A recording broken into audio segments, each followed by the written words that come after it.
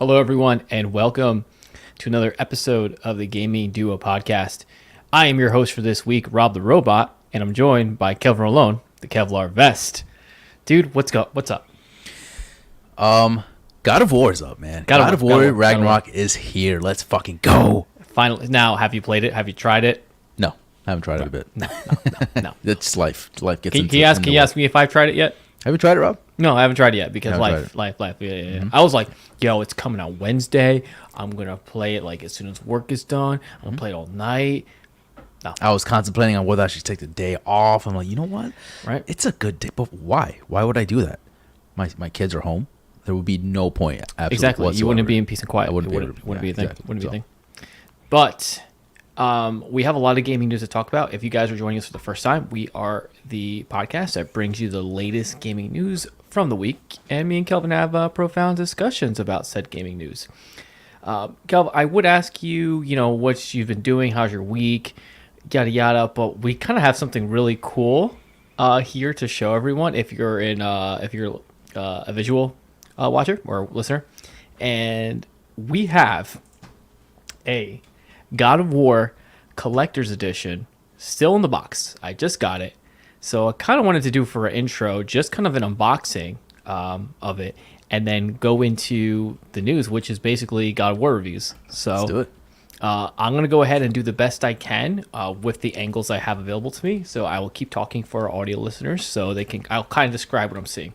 So first off, which is interesting, and I'm going to try and do as best I can with what I have, is the box says on top, it says, do not display or sell before November 9th, 2022.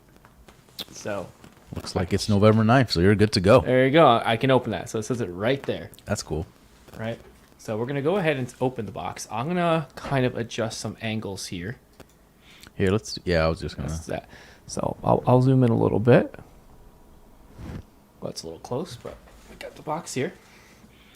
This is going to be a terrible. What? I'm just watching you just try to do this basically. Oh, it's a big box. It looks pretty hefty, man. I didn't realize it was this big of a box. And I'm gonna set this down because I'm gonna slice my hand open. If you slice your hand open live in front of the audience here, just blood squirting out, you start fucking.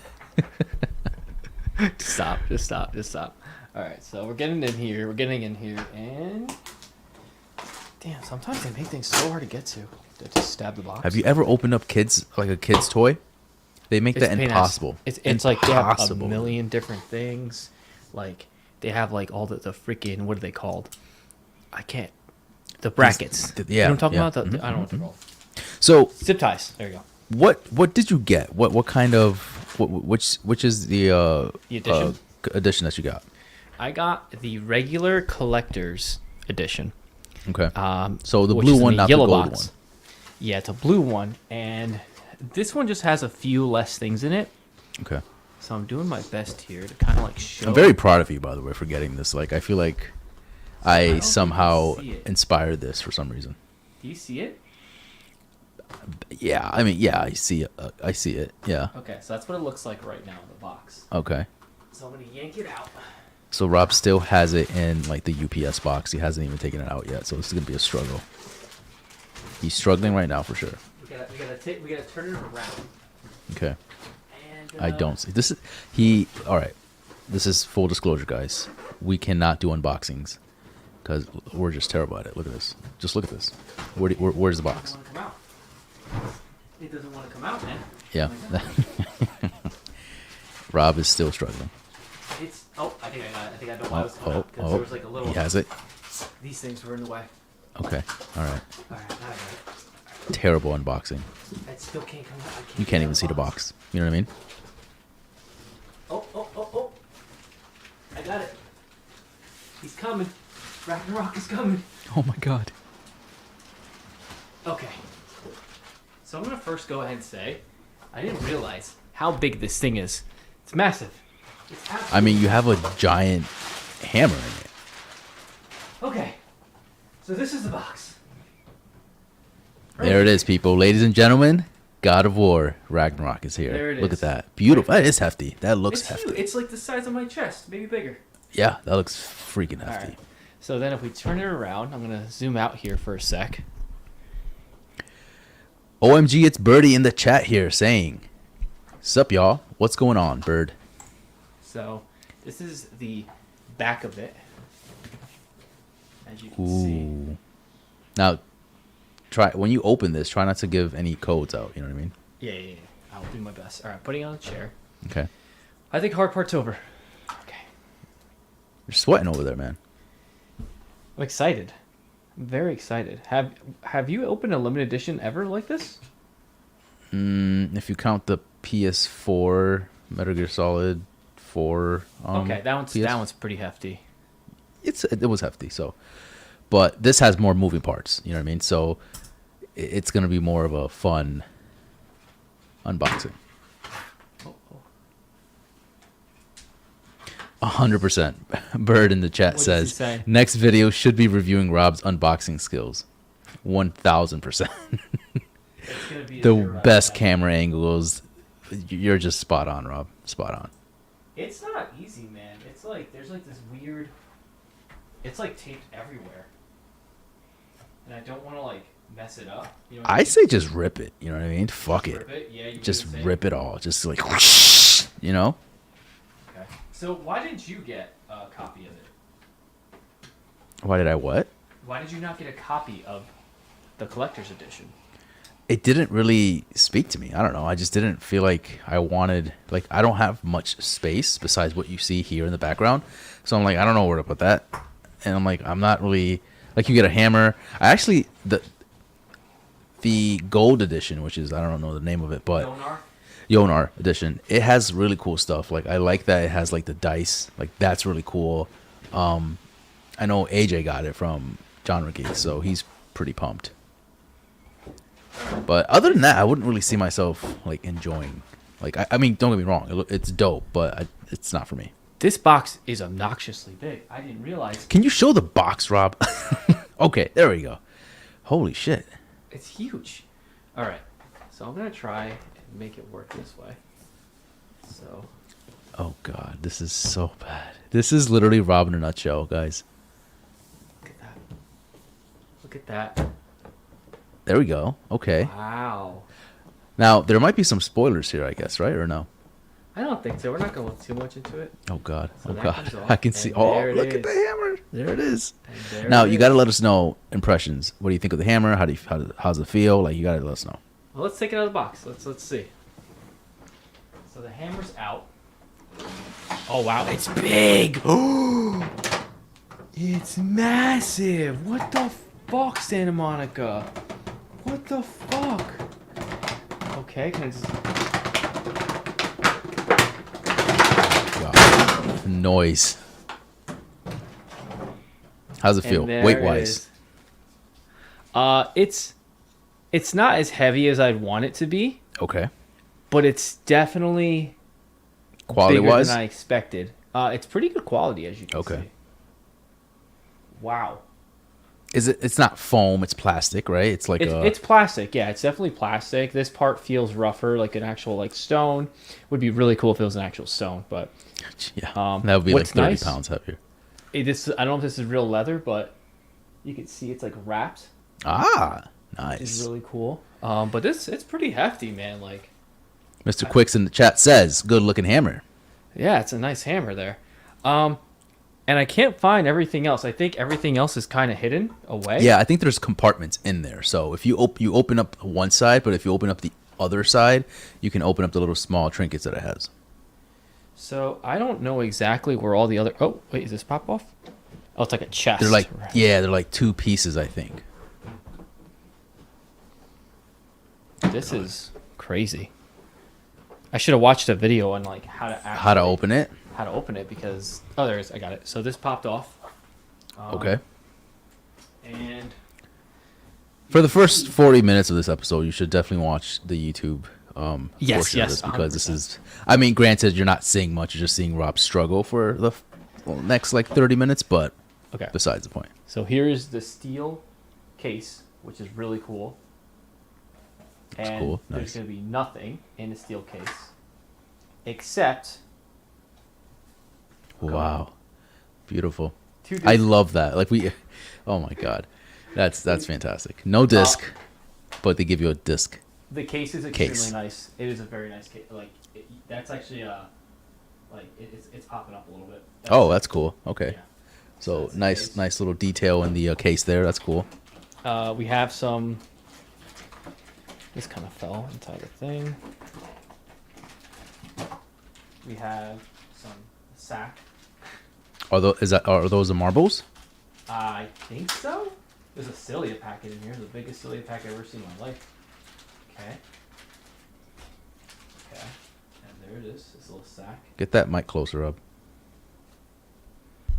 There's a little sack. Okay. A little sack. A little sack. Wait, nothing in it? Okay. Okay. There's little like. Marbles? Oh no, not marbles. Like little dice. Yeah, they're like little dreidel dice. They almost look like. Yeah. Okay.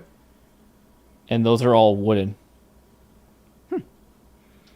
A lot of that. attention to detail I'm noticing from this, which is really cool. Yeah, and this one's pretty. I don't know if you could see it, but it's. Interesting. Okay. See that? Yep. All right, next thing. There's 2 little statues. Statues. Oh, okay. There's statue number 1. Wonder who that could be. Got a little sword in the background here. And Athena? then there's Athena. And then there's another statue of the lady. Right there. So they're a little different. They're both a little different. Oh, that looks like Freya. Okay. That's Freya. I don't know who this other person is. Her sister. I don't know. Her sister. Oh shit. Spoilers. And I want to say that's it. Okay. I don't see any. I don't know where the code is for the code card or anything like that. It's in the case, isn't it? For the game? Yeah, that paper that was inside the case. You just flip it. Don't show us, but God of War. Oh no. No, this is. open the case. Oh, that's it. That's it. Yep, it's right there. It's behind her. Yep, I see it. I think that's all there is right now. Okay. I'm not seeing anything else. I feel like there's another compartment that opens, but I don't see it. If I do see something else, I will let you guys know. But that's First impressions. honestly, the start of the show is going to be that. Oh yeah. Let's show the viewers one last time because that looks really, again, attention to detail, folks. Really nice. Yeah, that looks really nice. And you're saying it's pretty hefty, like not too hefty, but it holds itself. It's pretty good. It feels like it's good quality. It doesn't Good feel like quality. a cheap prop. It's they did a good job. They did a good job with this. So now this goes right there for now. There you go. All right, and then we'll put the box away for now, and we will actually start the rest of the podcast. Let's do it. With news number 1 being God of War reviews and Sonic Frontier reviews are coming in.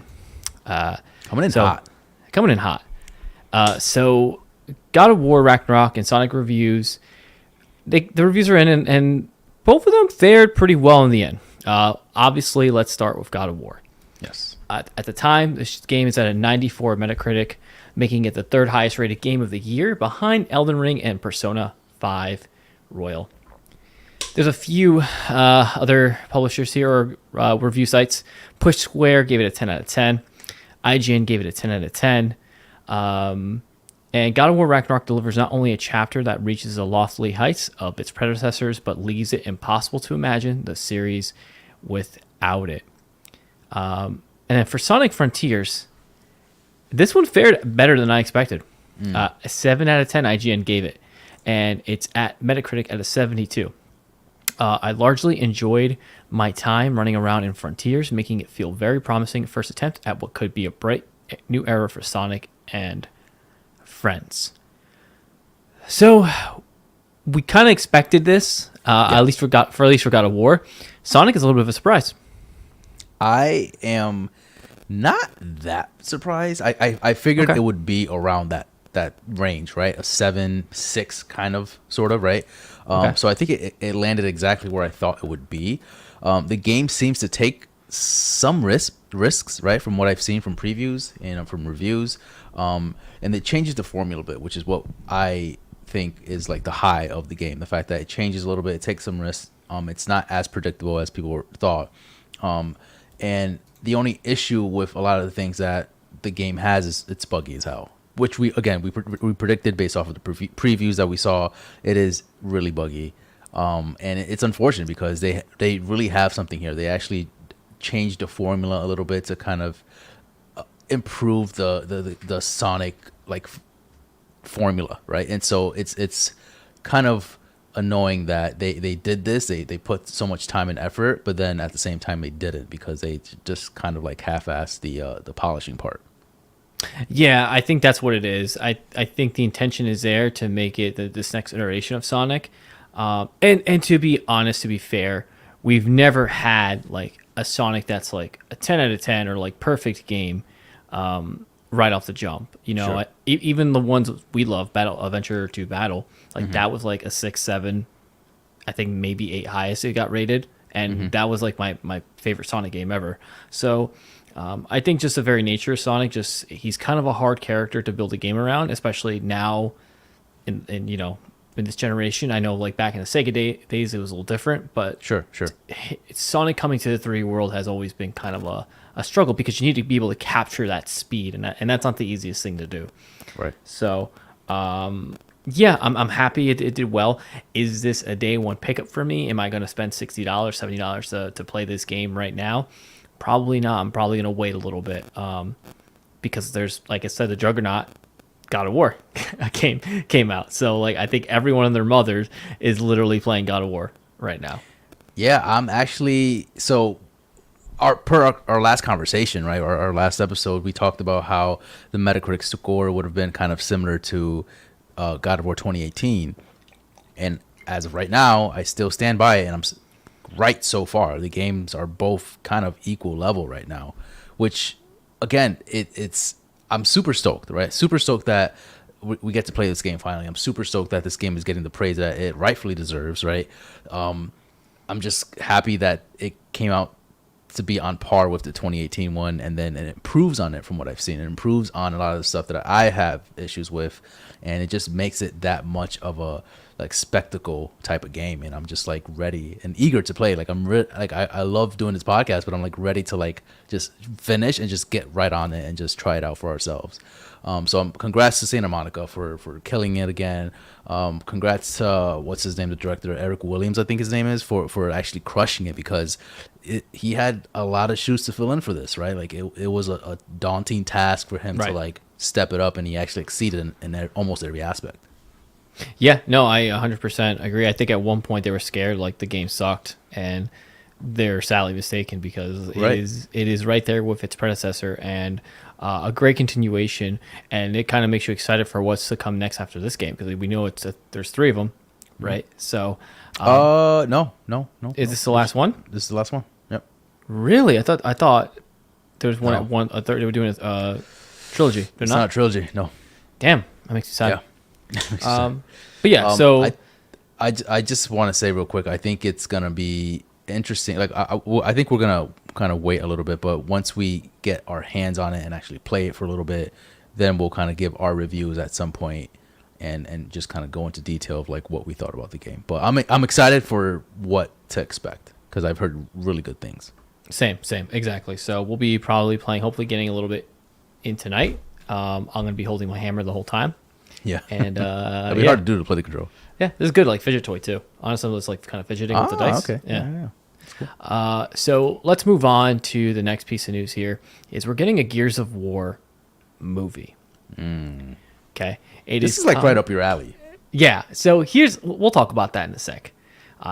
Gears of War movie coming to a Netflix near you. Gears of War is finally coming to the big screen. Well, sort of. After months of negotiations, Netflix has gotten the rights to create a Gears of War movie. even better, Netflix will be partnering with the game's developer, the Coalition. And after the movie is made, after the movie's done, it's going to be followed by an animated series, which I think is awesome. We have no information about a producer or director tied to the film. We don't even have a release date.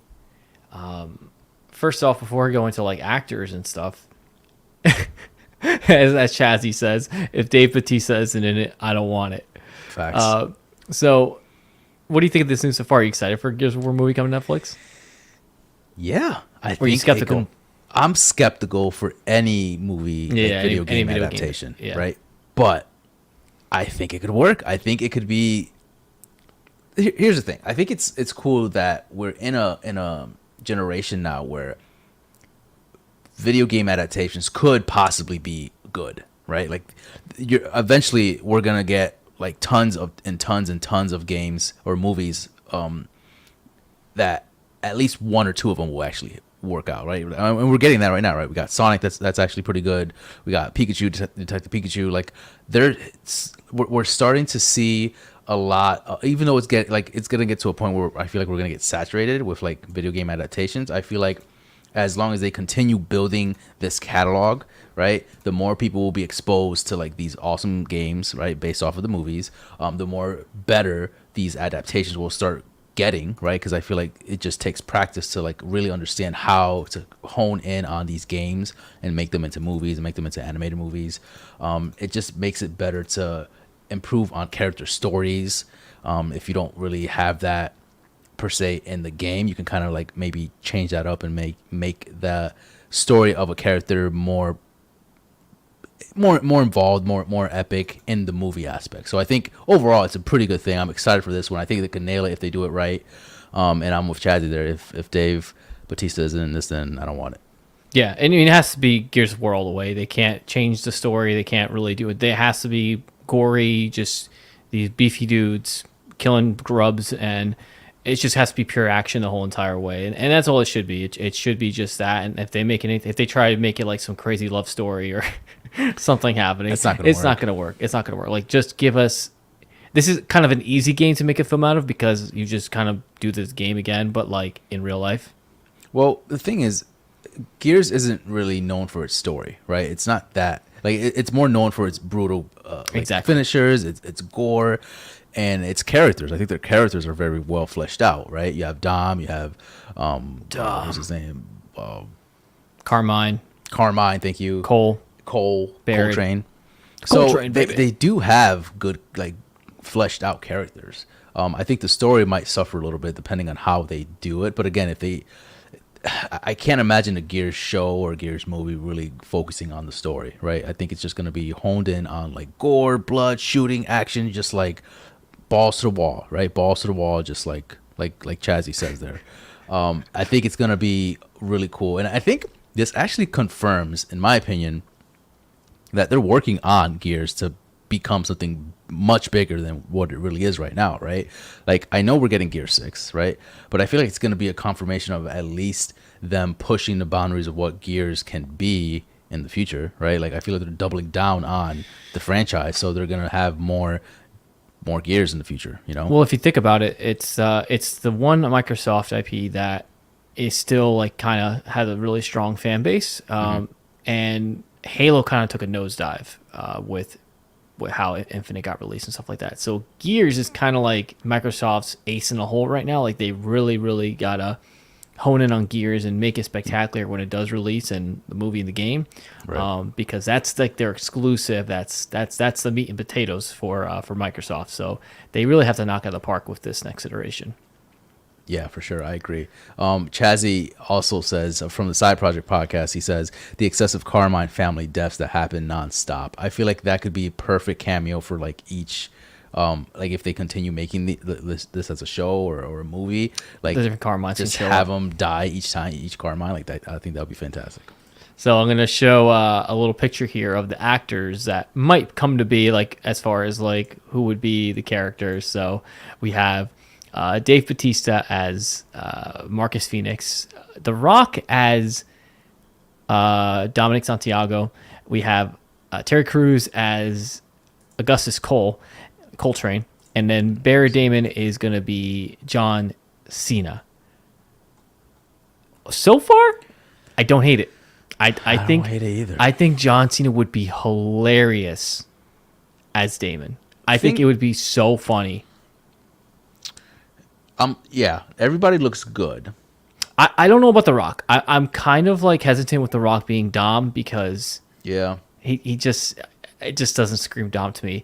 Terry Crews could pull off Coltrane, but if we scroll down here a little bit, we actually have Lester Sprite as the guy that actually plays Coltrane in the games to just play as him in real life. You know, That'd be dope. This is hysterical. What is this down here? Vin Diesel as General Ram. I think that's pretty good. You think so? I think so. Yeah. Who else would play General Ram? I think Vin Diesel would be a good General Ram. I could kind of see it. He does a really good job with Garut. Yeah, you're right. You know. Going back to Dave Bautista though, as Marcus Phoenix. Isn't he already? I know it's not going to probably be based off of the game DLCs, but isn't he a DLC character alone, like his own DLC character? Yeah. He got his own DLC character in the game in Gears of War. I just feel like it wouldn't make sense for him to be Marcus. Then I feel like he should be just himself. I don't know. I think no. Well, he wasn't actually himself in the game. He was like a Marcus skin. It was weird. It was really weird the way they did it. He wasn't actually in the game, in the story. So I don't know why they did that, but it just makes sense then. He should just play as Marcus Phoenix. I see that. Okay, that's fair. I like that. Yeah, I think overall this is a pretty solid lineup. If this was true, that this would be really cool. Yeah, I think Cena would be absolutely hysterical as Damon, like I said. And if we scroll down a little bit, we have Kate Blanchett as Mira. That looks spot on. I think that's the best one. That looks spot on. Can you zoom in on yours a little bit? Yeah. It's hard to see it from. Yeah, let me try and zoom here. Still like 200. Here we go. How's that? That's fine. Yeah. But, yeah, that like she looks spot on. You dress her up like she would look exactly. That looks really good. Yeah. So basically, Kate Blanchett needs to play Mira in the next Gears of War movie. This is getting me a little excited though. Like this could be pretty dope, Rob. Like you being more of a Gears fan than I am, and our Gears like stories go way back, right? Like we've played every single iteration, and we've pretty much loved almost all of them, right? Gears 3 being probably 3 and 4 being, or 3 and up being like one of our top favorites. Like, how does this make you feel as far as like this could really be another like really cool adaptation, you know? So I'm more excited about the games. I've always been, but I would love for this to do well. Like I'm rooting for it. I guess I could say. Right. I'm truly rooting for it. Just with a given climate with video game adaptation movies, especially ones coming to the small screen. Right. I tend to be a little hesitant towards them. And I don't want a Halo thing to happen again, right? I don't want it to just completely destroy it. But I think the fact that the coalition is working alongside whoever producer director is going to be, the people that actually made the game, that's a good sign. That's a very, very promising sign. So I think once we see the cast where I think, and we see like Dave Bautista and like Damon Barrett, if they just do some random dude, we're just gonna be like, come on, give us the big. You got to give us the big names. You have to. You have to do it. You need to go big on this. I'm seeing a very positive light into this, man.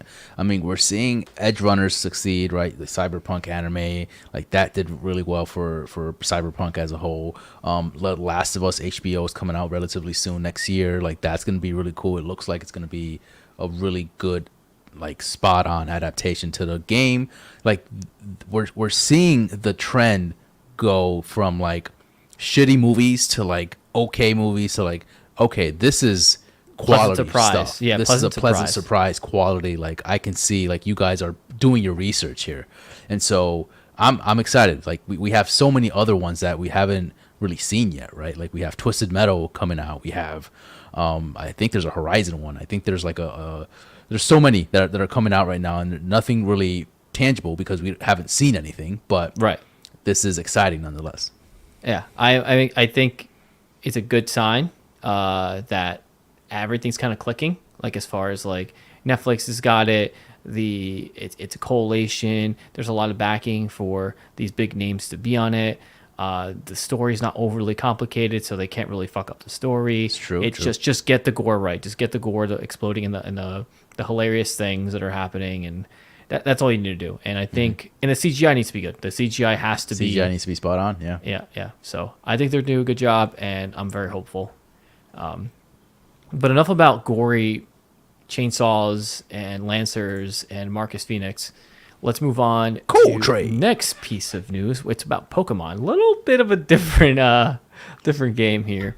There were some leaks that happened over the past few days, and we finally got to see the last 3 evolutions for the starters. We got some screenshots that were taken from the Spanish version of the game. Before we show anything, again, screenshots. So this is gonna be spoilers. So I know, like, Bird, you're really into Pokemon.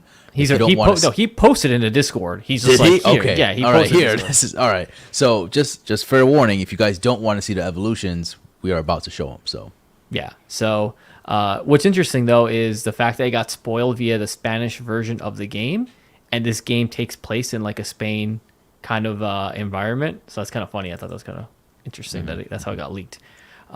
So we're gonna go ahead again. Spoilers. We're about to show some of the images here. All right, you've been warned, guys. So the first spoiler we have is of Suecoco's, the fire starter's final evolution. It is Skeledirge. Kelv, I hate you because you ruined this one for me. He looked cool for me for a little bit. I'm shocked. And it's then, really hard to see from there. Let me see. Let's see if you could pull up a different one. Let me zoom in on this like 100,000 million. How about that? 100,000 million. Okay. Yeah, I'm gonna do that right now. So, is that better? Is that getting better for you? Yeah. Por favor. Yeah, that looks better. Yeah, okay. That looks better. Yeah. Yeah. So, you said he looks like a clown. He's a fucking clown, dude. And it got me. And yeah, the fire part looks like a clown. Like it really does. This is my thing. This can't be final. This can't be finalized. There's no way that this is what's gonna be in the game. It looks complete garbage. It is running on the Switch, man. So I'm just saying. No, but that's not it, man. Because I've seen everything up until this point, and the game looks great. It looks decent. This does not. There's no shadowing. It just looks. Like, it looks boxy. It looks like it's polygons. It doesn't look finished. You know, the flames look completely still and like not flamey. I don't know. Like, it just looks garbage to me. This is terrible. This looks a terrible take. Take it out. I don't like this. Take it out. All right. And then, like I said, based off of this, I'm probably still going to go for the fire evolution because I don't really like the other two. So let's go down, and we have Sprigatito's, the grass starter's second evolution, called Floragato. And this one looks okay. This one is very reminiscent of like a second evolution. Like, this is, you would expect this is kind of like what a second evolution is supposed to look like, right? He's got a little rose yo-yo. He actually is standing up now. He's bipedal. So we all know what's happening in the next evolution, what's going to happen. Sure. He's not on 4 legs anymore. What do you think of this one so far? You think this is okay? It's better. Like, but again, look at this compared to that other character, that other Pokemon. It just doesn't look finished, the other one, right? Like, at least Floragato has shape, has like thickness to it, has like shadowing, like there's stuff there, you know, in my opinion. Okay. So now we have Floragato's final evolution, which is Mioscarda. And it's weird. Completely humanoid. This gives me almost like grass version of like Score Bunny, what they do with Score Bunny. This gives me like Zoro like looks to me, like, for some reason. It's very weird, and it's a magician Pokemon, which I do like. I do like that they took that. Cool. Wait, that's cool. That's pretty cool. They took that take on that, and so this one you think is a lot better than what is supposed. Yeah, 100%. I think it does. Birdie here. Oh my God, it's Birdie says. I think maybe it's in some 3D viewing. So that's true. It could be like some type of viewing option in the game that you But again, it just still looks bad because, I mean, the textures might be better in game, but I don't know. To me, it just doesn't look good for that Pokemon specifically. Because look at this. This looks better in my opinion. You're saying for Fuecoco, that the For that. Skeledirge is his name. The clown. Yeah. It the clown. And then we don't have a good picture of Quaxly's final evolution, Quaquaval. We only have the sprites of it, and it has all three. But this is what it kind of looks like, and it's hard to make out because it is small. We have the second evolution, which I don't really even like that much. It kind of looks dumb to me. Yeah, they don't look cool at all. This one kind of reminds me of like a Water Blaziken. That's what I'm getting from him. Very he has true. like a little bit of helmet. He's got, I think he's a fighting type. I think he's a water fighting type, which is actually kind of cool. Mm-hmm. And then we have other Pokemon such as Paldean Tauros. We have the evolved form of Smoliv. It's called Doliv. And then we have another Pokemon called Flamingo. So it's like Flamingo, but like Fla and Amigo. And then we got another spider Pokemon. And that is it for the leaks. Overall, what do you think so far? Do you think they're real? I don't know. I'm hoping they're not. I'm gonna be honest. This looks 100% pretty real. bad. Uninspired, at least compared to the starter looks. They don't. I just feel like they did a really good job. They nailed the starters. They put some thought and effort, but then they just slowly got lazy and they just like, all right, like just make them taller and just longer and have them stand on two legs. I don't know. Like it just doesn't look that interesting to me. So I'm hoping it's fake. I think what it is too is that we are older. We're getting older, and we're kind of biased. We're biased on the evolutions because those are not our starters. Those aren't meant for us. Those are meant for kids, right? Our starters was Charmander, Bulbasaur, Squirtle, Cyndaquil, Totodile, Chikorita, right? So I do think that we are a little biased towards our own starters because like they're not our starters, but maybe this is just what the Pokemon company thinks kids like in a direction they're going. I think since Diamond and Pearl, I think the stars have kind of went downhill. I agree, and I disagree that this is us being old cranky. Like Charizard's the best. Charizard's the best. I think it's just a lack of like thought process, a lack of inspiration, a lack of like just effort on their end of like making something that is very interesting to appeal the audience, because even though we're not the main target audience, we're still the target audience, right? Like because I would like to see who, like, what's the sale target, right? Like who, like 10-year-olds or like who, like what age difference buys Pokemon, right? Like how many like adults buy Pokemon as opposed to younger adults or kids, right? Yeah, I mean, this is the first time the Pokemon Company, right, where the kids that grew up with Pokemon are now the adults who are now having kids with Pokemon. So it's like the adults are actually enjoying Pokemon now, but the kids are also enjoying Pokemon cards, our Pokemon. Whereas before, it was mostly, I feel like the kids were enjoying the Pokemon when we were growing up, right? So now it's shifted a little bit. Yeah, so based on this list so far, if these leaks are true, who is going to be your starter now since you've seen all three? I know it's not going to be the Fuecoco one now. I'm still going water, man. Like it's water Pokemon are the way to go, and I'm just gonna keep going with that. But I'm not gonna be happy if I get to the third evolution. It looks like that. I'll probably just take them out at the end. But yeah, I'm a little disappointed, and I've had a high of this game. Like I've been really excited.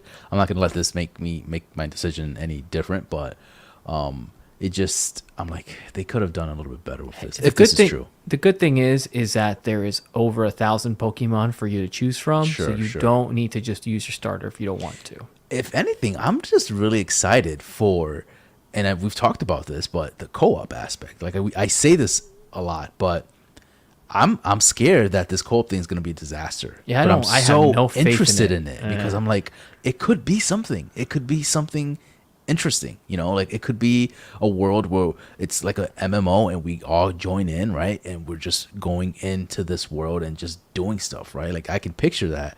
I don't know if it's going to be that, but I can be hopeful. It's not. I don't think it's there yet. I don't think it's going to be there. But it'd be nice to see them try. I kind of agree with you because they haven't really thrown this out there, right? They mentioned it like once or twice, but they haven't like really gone into detail. They haven't really shown us anything about it to make us like, oh shit, this is revolutionizing Pokemon. So I feel like they're just like adding it and then kind of like brush it away. Yeah, they're gonna be like, let's try it, see if it works, see what doesn't work, test the waters with it, and then if it did work, great, we'll build up on it. If it doesn't, then we'll just scrap it like we do with other things. So another game is gonna have a huge update next week, and that is Call of Duty Modern Warfare 2 is going to have Season 1 kickoff.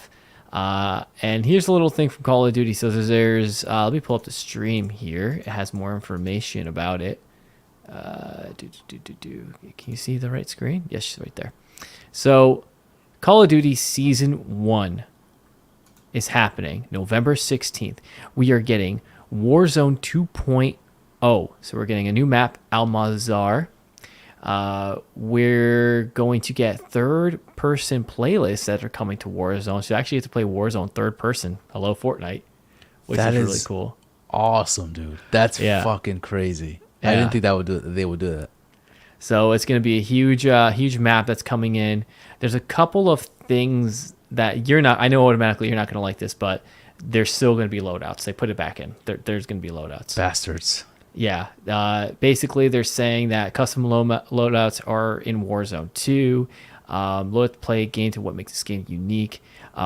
It looks like players will have quicker access to our loadout's primary benefit, the primary weapon. There are 3 ways to earn a loadout, or at least a primary weapon.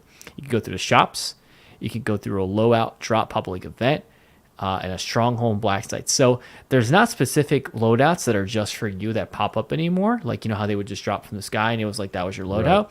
Right. They're just going to have random ones that just pop up, and you and other players are going to have to race to get them. And it's going to be just like, so that I kind of like that because that gives cool. That's different. Yeah, it makes it more competitive. They just don't give it to you. Unfortunately, loadouts are available, but it looks like they tried to tone it down a little bit, at least with those drops.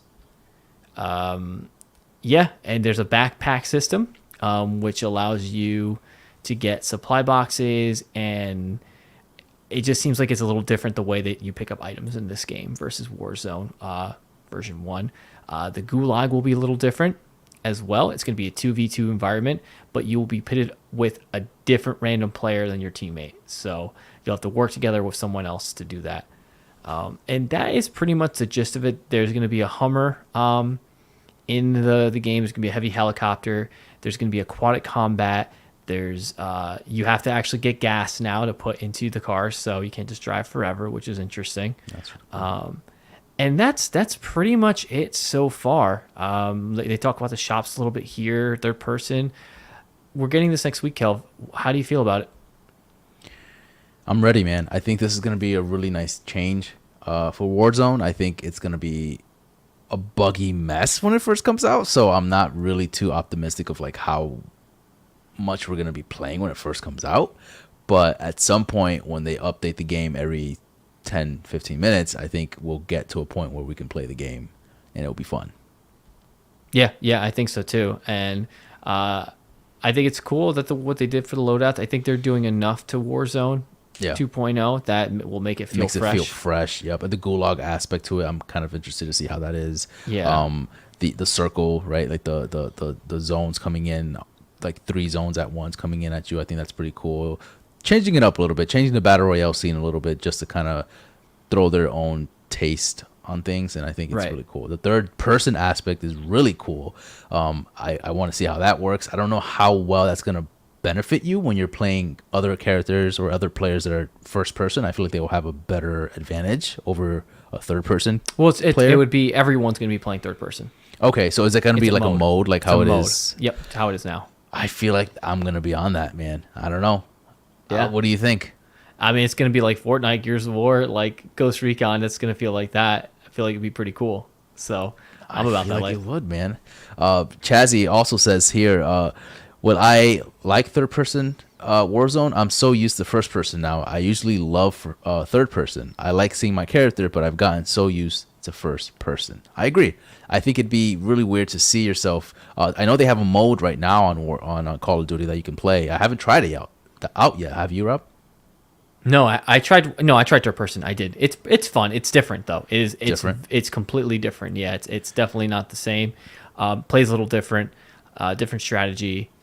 But it's a welcome addition. I didn't hate it. I enjoyed what I played. So But you wouldn't get to the point where you would prefer it over first person, because I feel like first person is just like it is the bread and butter type of like this is how Call of Duty has been always played. You can't really change that. back to the Gears of War conversation. Gears of War will always be kind of like the pinnacle of like third person shooters for Right. me. So like I automatically compare other third person shooters to Gears of War, and I'm not able to do the things I can do in Gears of War that I can do, and it just feels different. And I'm like, the whole entire time I'm playing third person Call of Duty, I was like, I wish this was Gears of War. So that's just me. I know other people have different, feelings about it, but Right. I probably will keep to the first person because that's how I enjoy Call of Duty. Yeah. I hear that. So that's a little update about Modern Warfare 2. Oh my God, I zoomed in so much on this document when I was trying to show everything. One final piece of news for you guys before we get into in-game chat. We have Final Fantasy XVI. It is only going to be a PS5 exclusive for 6 months. We also got new info on it. It'll be here summer 2023, and it'll be a PS5 exclusive for 6 months. There was also an interview with the developer, and he said the game is 95% finished. Before you go into the interview part of it, let's just show the ad real quick, just to kind of show exactly where just proof of it. This is like a short 30-second ad. On the 15-second mark, when they show Final Fantasy 16, you'll see at the bottom here. Oh, that's Ragnarok. Here you go. Look at Spoiler. that. Cool. Spoiler. Right here, there it is. Final Fantasy 16 anticipated summer 2023, PS5 exclusive for 6 months. So there you have it. Confirmation. This game is not a full exclusive to Sony, which kind of to be expected. I didn't. Yeah, we expect knew it to that. be We knew that was going to happen. full-fledged. But to be fair, Final Fantasy VII remake. Supposedly, it was supposed to be Xbox. an Xbox, going to Xbox as well, and that hasn't happened. So They're weird about Final Fantasy. They're just weird about Final Fantasy 7. I mean, Final Fantasy 7 is like they consider, because the original released on PlayStation, so that's probably why they're kind of like holding it close to their chest and being like, it's for PlayStation, this game's not for you. But I don't understand how that works either, as far as like they get to pick and choose which ones are exclusive to right. Xbox. So that is an interesting note you have there. But the game is almost done, 95% finished. We have the release date already as far as like the time of what we're getting it. We don't have an exact month yet though, which is interesting. Right. The demo is going to release before the actual game, so I actually get to try it before it kicks off. That's you don't really get that nowadays, Yeah, no. The story is going to be about 30 to 40 hours, which is awesome. And it includes side quests that will be additional, or it will make it the game fully 70 hours. The battle system is going to be very heavily inspired by Final Fantasy V. Have you played 5? No. I don't remember 5. No, so No. I don't know what they're talking about. I'm really curious to see, chat. What are your thoughts on Final Fantasy 16? Chazzy, Birdie, are you guys excited for it? Are you guys Final Fantasy fans? Like, I'm really interested to see what you guys, what your take on this is, because I'm hearing a lot of good things about Final Fantasy 16. Like, people have that hype for it, but something about it, I feel like there's an inkling behind it saying like it's just gonna be okay. Like, there's the more I see it, the more I'm like, I'm not that excited as much as I used to be for it. So I don't know. In recent history, has there been a Final Fantasy VII minus remake that has completely blown you away? No. Like, has Final Fantasy 13 blown you away? Has Final Fantasy 15 blown you away? I mean, those are the two biggest ones. And then it had obviously like the Final Fantasy X-2, Final Fantasy Lightning Returns, all that stuff. But there hasn't been really anything like 15 was just that. It was just okay. It wasn't bad. It wasn't amazing. It was it was just an okay game. And to be fair, we played it when it first came out. I think there's a lot that was done to that game that if we played it now, it feels like a completely different game. But I don't like that. I hear you. No, I know. I feel like when the game comes out, that's how you should enjoy the game. Like, you should have a great experience with the full game right then and there. You know? Right. Yeah. No, I hear you. Yeah. Oh my God, it's Birdie. Never been in the Final Fantasy series, but hyped for it. Love the Final Fantasy VII remake, and can't wait for the Reunion remake they are doing as well. That is going to be awesome, and it comes out next month, and I'm so pumped about that game. Kelvin, you're actually going to get to experience Crisis Core, and it's fucking amazing. That I'm excited for because I know you've been hyping that up since that game came out on PSP. Years, yeah, and I'm excited to see it look like Final Fantasy VII remake, so it's gonna be really dope. Chazzy in the chat here says, I haven't played a Final Fantasy game since the beginning, which is crazy. Like that's a long time, man. But I gotta tell you, just on the topic of Final Fantasy in general, I hear really good things about the MMO, but I've also never tried it. That's another good thing. I've never really tried. Was it Final Fantasy 14? 14, thank you. I never tried 14. I never probably will try 14, but I've heard good things. It's like one of those like recovery stories where like it bombed when it first came out, but then it just like now it's like on everyone's radar, and it's just they actually blew up the world. They blew it up in real life, like in the game.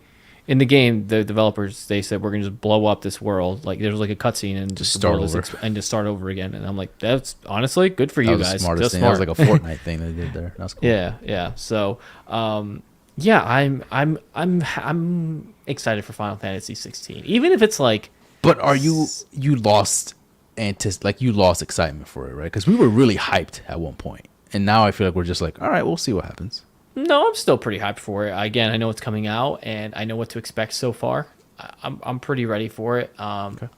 Am I a little skeptical a little bit that it might be bad? No, but Final Fantasy's games, net minus, what was the one that just came out where it's like chaos? Oh my god. What is it called? What the fuck is it called? Paradise? Age of Paradise or something? Prisoner of Paradise or some shit like that? Yeah, some weird, yeah. Yeah, that, as long as it's not that, I think we're good, because every Final Fantasy game for the most part is pretty decent. Like, you're not going to get a really bad product out of Final Fantasy. So, mainline from that. Sure. But, hey, and the gameplay's like Devil May Cry, so you got me sold. Yeah, that's true. That's right. Yeah, this is heavily inspired, and I think the people that made the combat in Devil May Cry are the ones that are working on this game. So that's really exciting. Again, I'm excited. I just give me the game, man. I just want to play it. I just want to like really experience it for myself. Yeah, and plus we're gonna get a demo, so that's gonna be cool. Yeah. That's it for the news, guys. We got the news roundup for the week for you. And one last little thing. Tales of Symphonia HD remake's coming out.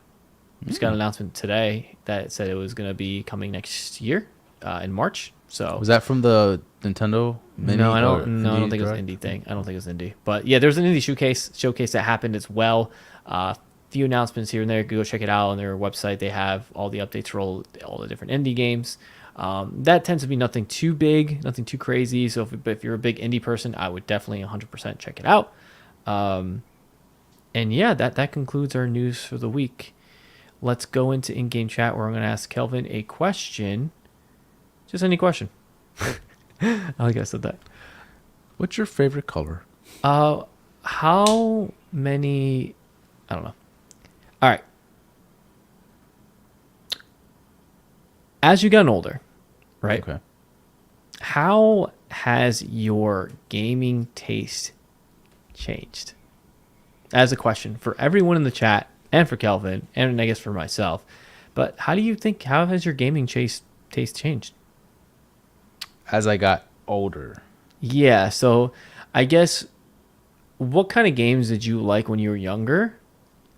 And then as you've gotten older, what games can you don't really care for anymore, or you just don't really feel like you're just like that into it? Like you don't get that giddy feeling when you're playing it again. I think I can speak for every adult slash father slash like person that has a job. RPGs are a daunting task for anybody at this point, right? At this age, in their 30s with a job, right? Like it's hard to really invest in one of those games because although you want to invest, you just find it so daunting, so like draining because you just don't have the time to like really fully invest. Now before, right, we started off when mom's basement or whatever, and you're like when you were a kid, and you had that time, you had that opportunity to like really dive into any world you wanted to go into, right? And that was a special time, right? Like you were able to like really fully invest in RPGs, put in 80 to 120 hours if you wanted to, and you kind of like miss those days because it's like you can't you can't go back, you can't do 120 hours ever again, unless you completely like destroy your life. Exactly. And it's like you feel kind of like I wish you could do that again, but at the same time it's like it's draining, it's hard to do at this age. So I think my biggest, for me, when I was a kid, I loved RPGs and I still do, but you're not going to see me play an RPG for 80 plus hours unless it's like handheld and I can like take it on the go or something like that. It's hard. Like you have to like really pick and choose your games now. It's not like before where a game came out, copping it, I'm buying that, like it's mine, like I'm about to play it, whatever it is. Or like when we would go to GameSpot and just look at games and see like which two one, or three of them at a time. yeah, like that looks cool, I've never seen that, the cover looks dope, let's try that out. Like you have to like really decide which games you want to play. All right, this game, it's 14 hours, that's perfect, that's like really good, that's a sweet spot, like I can play that in like a week maybe and just move on to the next one, right? Or like for me, I like playing, like I'm playing Marvel Snap. It's a fantastic like 3-minute game, like I can pick it up, play a few matches, put it down. You just kind of like really focus on some games that you're able to play, and some games you're just like I can't do that. Very well. So we're going to highlight some comments here before I give my answer. Jazzy said, big MMORPG fan here. I don't have time like I used to put into them. Yeah, it's 100% right. It's just, it's very, and those games especially, if you are not constantly grinding and putting in time, you get left behind. And you don't get the full benefit of the game. You only truly get the benefit of the game if you're putting all your time into it and getting that gear. But if you don't, you feel like you're not getting your money's worth. MMOs are tricky because you're in a community, right? And so when you're invested in that community, you're a part of it. But if you step away for whatever reason, whether it be life or whatever, and you try to get back in there, it's kind of like a little overwhelming, and you're like, things have changed. Like it's a living environment, right? So like you stop playing for 2 or 3 years, you go back in there, it's like a completely different game, and then you kind of like just don't want to go back in there and play. Yeah, I agree. Birdie said definitely back in the day, play games. Crazy, God of War. Warhawk, baby. Kingdom Hearts, Warhawk. Miss those days so much. Now with job, etc., it's hard to get a big name title unless it's like Superman or new God of War. The other thing, too, is just you want to play those games and you want to do that stuff, but especially being an adult and having a job and everything else, right? You're exhausted. Like mentally, you're exhausted. So you want to come home and you want to sit down and play that game. But by the time like you're able to actually sit down like 8 o'clock, 9 o'clock at night, mentally you're just not there, and you're just like, right. I don't want to play unless I'm actually there, like and really, because you're just like, what's the point?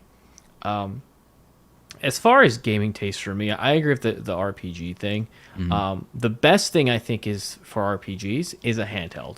I think they are. Truly, that is the way you should experience an RPG. I'm sorry, I'm not sitting in front of my computer or TV for 90 hours every time I want to do a sitting, and I have to save manually every time.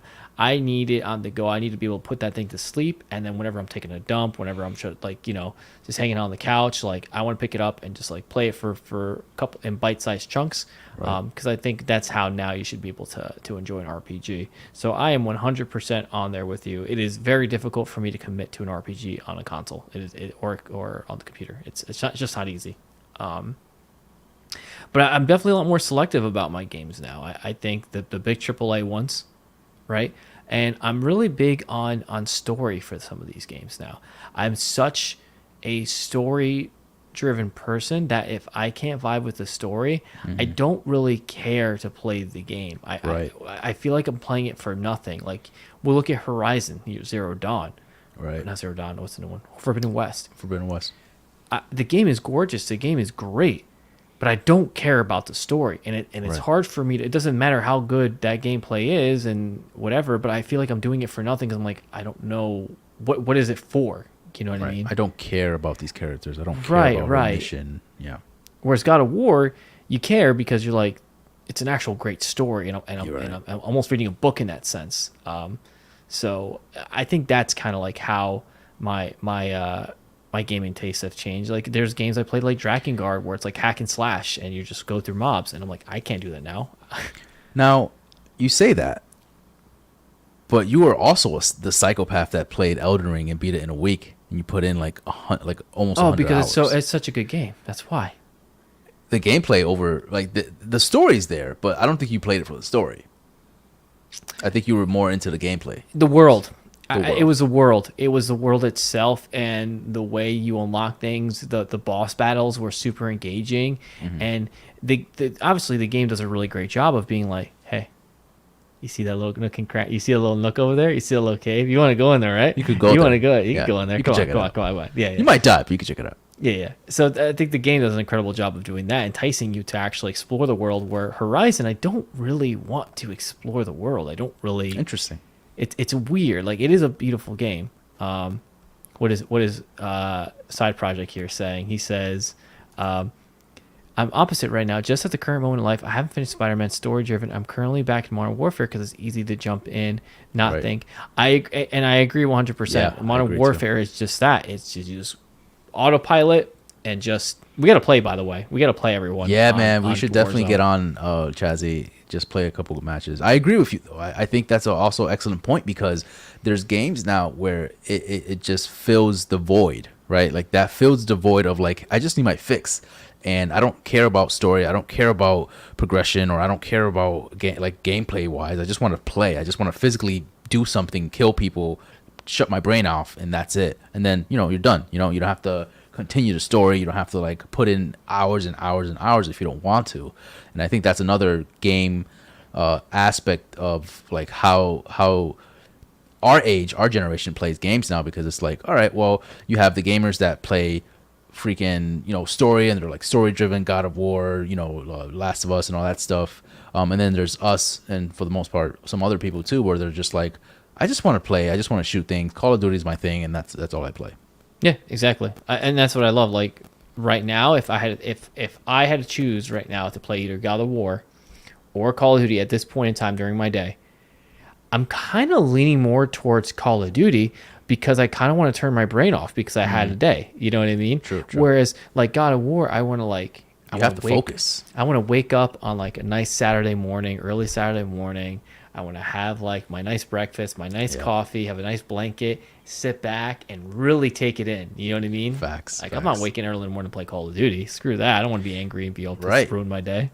Now, So- how many of you, I don't know, Rob, have you had this experience where you fell asleep while you're playing a game?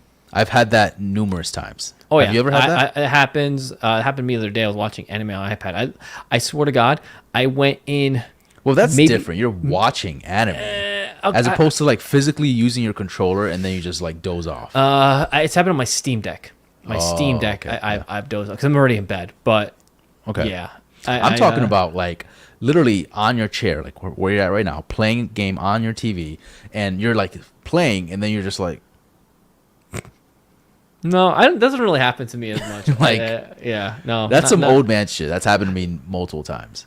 Oh man, It's bad. It's bad. well, you'll be good when you go back to a nursing home, right? You'll be able to just like fall right asleep there and you'll be good. Yeah. So, guys, thank you so much. That concludes the Gaming Duo podcast. We appreciate your support.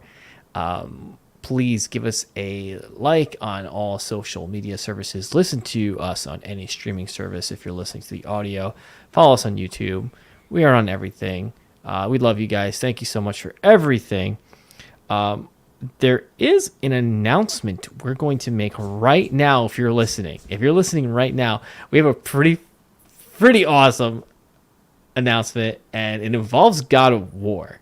It's pretty cool. It's pretty cool. It is pretty cool. I'm gonna let Kelvin do the honors of saying what is it? What is the announcement? Well, because of God of War releasing, I think it'd be it makes sense, right? That we'll do a giveaway, right? We're like, let's do a giveaway. Yeah. So why not give away a limited edition God of War PS5 controller, right?